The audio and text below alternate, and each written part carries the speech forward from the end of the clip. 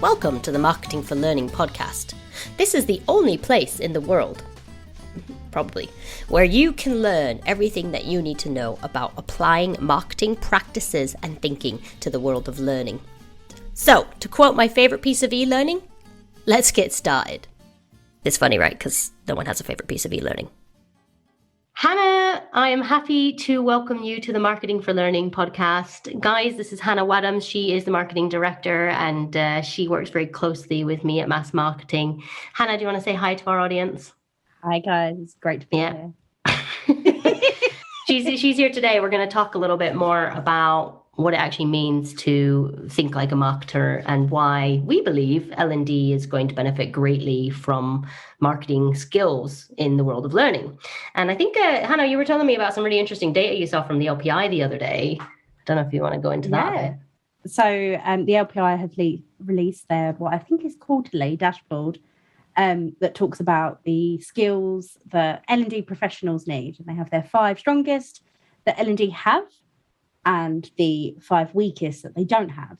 And unsurprisingly, as I think it has since they started this dashboard, marketing and communications has come up as one of the 5 weakest skills that L&D professionals have. And I think for me, it's not a surprise. I'm sure it's not for you either, Ash. But I think overwhelmingly, I really felt when I was reading it, it's not that L&D professionals don't have this skill. It's not that we're asking them to do something they really can't do. They just really need to change the way they're thinking and the way that they approach, well, communications and marketing, as we'd call it. And I think they've got the skills in them inherently. I just think they need it to be opened and look at things in a different perspective. Yeah, because I think, so we're talking about the LPI capability map, right? So it's like the top 25 skills that an L&D practitioner needs the most to be a successful L&D'er in this day and age. And then they're ranked from how well acquired they are as a demographic of L&D, and marketing skills are deemed very much in demand, but L&D seems to lack these skills. And I think, to further your point, it's quite interesting because really we're not suggesting that you need to be like a strategic head of marketing and you need to know everything there is to know about marketing, but actually we're talking more like basics and foundational stuff to do with marketing, gosh, I think we've got an episode planned about learning campaigns, but I swear to God, if I see another person discuss a learning campaign and it comprises of a single freaking email, I'm gonna have a nervous breakdown, So I think there's probably like some components, and really that's what we're trying to do with this podcast, isn't it? Absolutely. And I think it's even more basic than a learning campaign sometimes. Like I was talking to a client the other day, writing good subject lines on those emails you send out is going to change how much they're opened. If nobody's opening the email, they're not going to find out what's inside. Breaking news here, guys. If nobody's opening your emails, they're never going to get to the LMS. Like, it's really fundamental. But it's things that I think us as marketers, we take for granted and we consider just by nature, like we've both been doing this for so long. And it's those basics of marketing that I think will make a really big difference for L&D professionals. Yeah, I think some of the key things, and we're going to cover all of this in the first season of the podcast, by the way, but some of the key things that I think L&D need to start doing more of is thinking more about their learners as customers. And I do see this discourse sometimes, so it's starting to happen, but also like the amount of times I sit and say, like, you need to think about what's in it for me. Like, you need to get into the mindset of your learners. You need to think about what drives them, what motivates them, because it's not like, oh, well, the business said that you want to do learning now, so you should do the learning. Like, they don't care. Like, I'm busy. I got work to do, and then I got to go home and feed my kids and try and cram in the gym somehow. And like, your learning doesn't enter their mental discourse whatsoever. So really, if we want to enter their mental discourse, we've got to interrupt them. We've got to convince them that it is worthy of their time. Like, I actually just had a kickoff call today with a client about campaigns, and we were talking exactly about this. Like, you need to convince your learners that learning is of value to them, and you can only do that by understanding who they are, right? Absolutely. I'm on workshop 3 with one of my clients, and they're making jokes because of how often I say they have to refer back to the what's in it for me. But it's that important. We've gone through drip campaigns, which is email workflows, essentially sending a series of emails to people based on their actions. We've gone through writing for impact. We've gone through understanding learners. And on every single workshop, I keep coming back to the what's in it for me. Yeah. Your learner does not care. And as you just said, Ash, about considering your learners as customers, if I had a pound for every time I've said it, I'd be a millionaire. Your learners are giving you something that's more important than money on the whole. The people that are getting it for free. Is that their time? Because I thought time was money. Time is money, but it is their time. Like, I know for a fact, if you put a boring health and safety course in front of me, Ash, I'd rather watch Netflix. I'm sorry. And I'm somebody that's teaching people and telling people how they need to communicate better, because I wouldn't understand the what's in it for me. Yeah, no, I agree.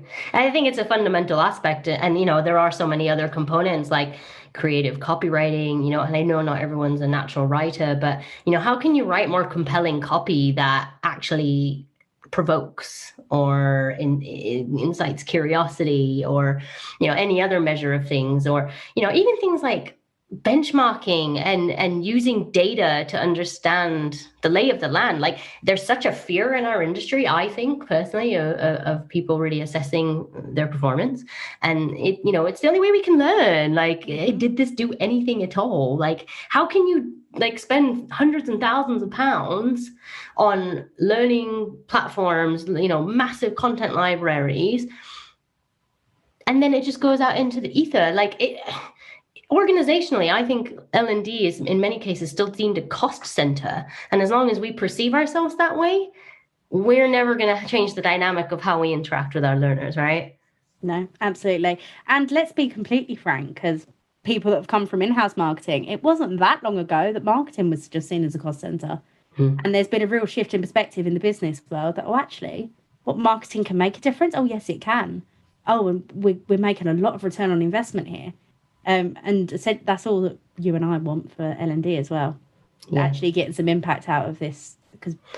And making more of what you've got, right? Like, I think it's not about investing loads or getting a marketer in your team necessarily, but if you are going to spend £100,000 on procuring a new learning platform of whatever sophistication, do you not want it to work? Because, again, back to your point, like, if they don't open the email, they don't know what's inside. If they don't go to your platform, they're not going to take the learning, and therefore they're not going to change their behavior, and therefore performance is not going to be impacted as a consequence, and therefore your business is not going to see any positive impact as a result.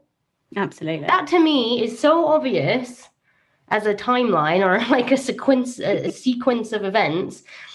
But I see it time and time again where platform procurement in particular, we've got this thing, and L&D gets so ingratiated in the migration and the population and the data points and the data mapping and all of that. And they're so blinkered on the procurement and implementation of the platform. And it becomes so important to them as a function, like, this new platform is going to transform everything.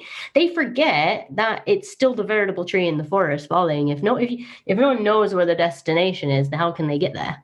Mm-hmm.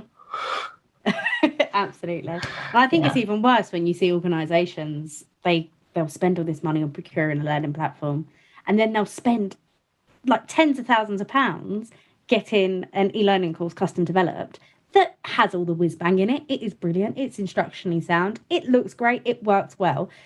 But still they're sending out an email saying, please go and take this course. So nobody does it. So no matter how good the course is, nobody's going to take it. And we just end up in this never-ending cycle. Yeah. And that's what we're here to stop, Ashley. That's right. Why'd you call me Ashley? That's weird. Oh, I don't know. My name's Ashley to you. But I do think, like, even that is quite an interesting thought process, isn't it? Because I just, what are we really trying to accomplish with marketing, and is there a risk of trying to upskill so much in a marketing function that L&D becomes something like communications? Or, really, do we need to rethink the L&D function as a whole and look at combining comms and L&D and HR and maybe talent acquisition, into some sort of homogenous blob? But, like, really, I think a lot of these functions, their agendas are very similar. And in some organizations, I do see an incredible amount of overlap. But primarily, I guess what I'm trying to ask is, how much of a role does marketing skills really play in transforming the perceptions of L&D, especially if, for example, the bespoke e-learning course example that you just gave. What if that email that you sent was written really eloquently and it was like really snazzy and lots of people were like, oh yeah, I do want to do this. These next buttons get me excited.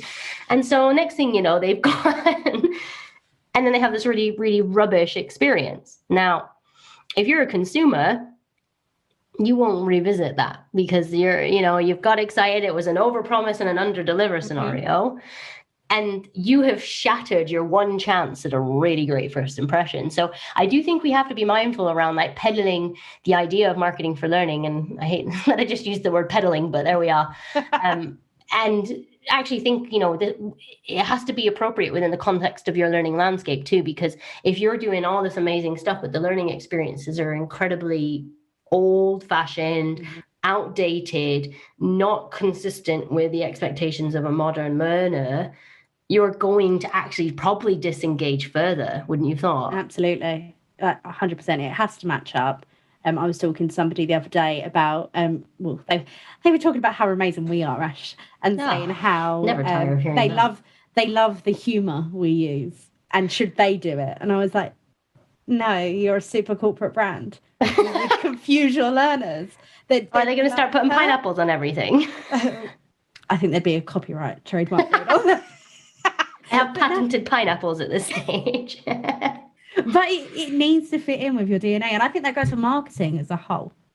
And I think all of us, especially if you look at it from a consumer point of view, and this may help to contextualize it for some people, free trials exist on pretty much every software we use as like a world.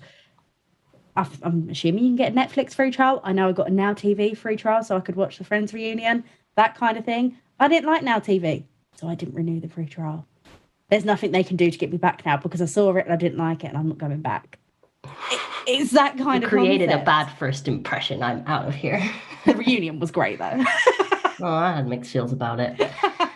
I don't know what happened to everybody's faces. It was strange. Plastic surgery, Ash. My goodness me. Yeah, you're telling me. Barring Joey, who is just like, whatever. I don't even care. Me like my grey hair. Yeah, you looked like you should own like a Italian diner in New York. He was like literally just still Joey. But yeah, so I do think that marketing is, irregardless of to what level you introduce marketing into your learning function, I do believe that it will absolutely help elevate things that you're already doing, help to solidify and build better habits with your learners, because at the end of the day, if we apply learning theory to marketing, right, there's a reason why when we develop marketing campaigns, we have periods of time where we're consistently conveying a message, and whilst it won't be the same image or the same piece of content over and over again, that red thread, that message that sits in between it, is conveyed consistently over time. And that's what we're trying to do with our learners by building habits with them, right? Eventually, most people I speak to these days are looking to move from a push to a pull environment. They want to create and develop more self-driven learning solutions, i.e., here's the things, you curate what you want.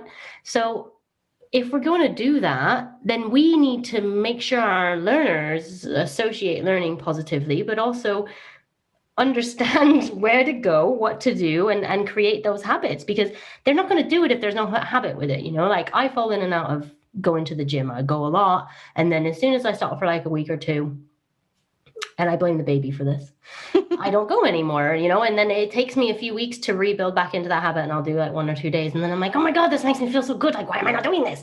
And so, we've got to build that habit with those people. Once the habit's established, you're golden, but you're not going to establish that habit with a single email. No matter how snazzy it is and how wonderfully it's written. Exactly.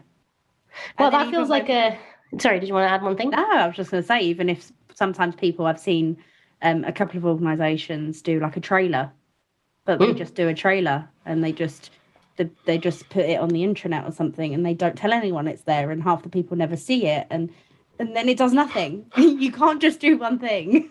No, it doesn't work like that. I thought when you were first describing this, I thought you were going to say it was like the Adele campaign that you were talking about the other week, where there was just like the ambiguous 30 on billboards and things like that. Like, what is it? But no, you've just made a video and it lurks in your internet gathering dust.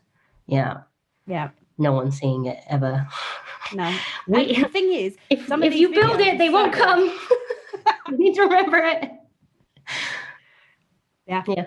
Absolutely. Right. Okay. Well, I think, in a bid to keep these short and snappy, I think we'll come to a close there. But thank you so much for coming and chatting with me. This obviously won't be you're basically a resident podcast host just as much as I am. So I guess we'll say thank you very much. And remember, marketing for learning. It's going to be a thing. It is a thing. Oh, right. Okay.